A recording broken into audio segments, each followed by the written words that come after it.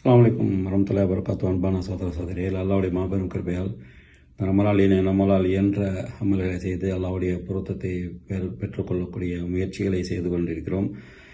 அந்த அடிப்படையிலே அல்லாஹ் அக்பர் நம்முடைய சொர்க்கம் செல்வதற்கான எளிய வழிகளிலே பல வழிகள் இருக்கிற ரசூலுல்லாஹி நமக்கு காட்டி தந்திருக்கிறார்கள். அந்த வகையில் யார் அதான் சொல்லும்போது, பாங்க சொல்லும்போது அதற்கு முறையாக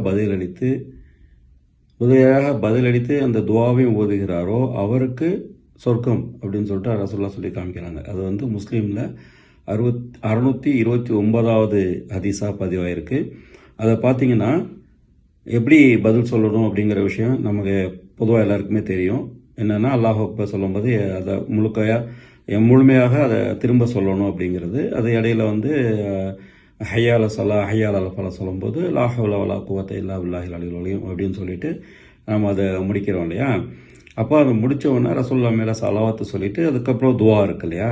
அல்லாஹும்ம ரப்ப ஹாதி தாவத்தி தாம்மா சலாத்தில் காய்மா ஆத்தி சையதுனா முஹம்மதின் வசீலத்து வல் ஃபதீலா பாத்து மகாம மஹ்மூதன் எழுதி வத்தா அப்படின்னு சொல்லிட்டு ஒரு துவா இருக்குது. இந்த துவாவை ரசூலுல்லாஹ் கற்றுக் கொடுத்துருக்குறாங்க.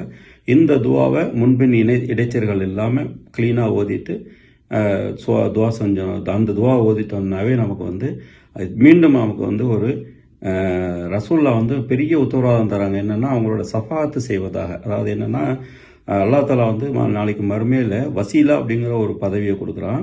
ஒரே ஒரு பதவி தான் இருக்குமா. அதை எனக்கு அது கிடைக்கணும்னு நான் ஆதரவு வைக்கிறேன். அதனால் நீங்கள் துவா செய்யுங்கன்னு சொல்லிட்டு அடியார்களுக்கு சொல்லியிருக்காங்க. கியாமத்து நாள் வரையும் வரக்கூடிய அடியார்கள் அதை தொடர்ந்து ஓத போகிறோம். அப்போ அந்த வசீலாங்கிற அந்த துவாவை அவங்களுக்கு கேட்கும்போது ரசூலுல்லாஹ் நமக்காக செய்கிறாங்க. என்ன செய்கிறாங்கன்னா நிச்சயமாக அவங்களுக்கு சஃபாத்து செய்வர் அப்படின்னு ஒரு வாக்கு கொடுத்துருக்குறாங்க. நிச்சயமாக நபிகள் பெருமானார்கள் வாக்கு மீறாதவர்கள்.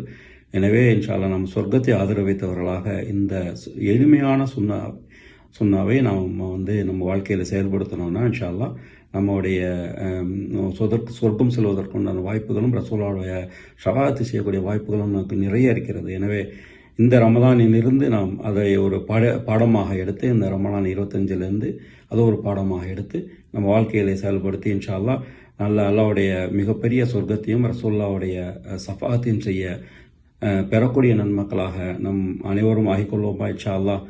அஸ்ஸலாமு அலைக்கும் வரஹ்மத்துல்லாஹி வபரகாத்துஹு.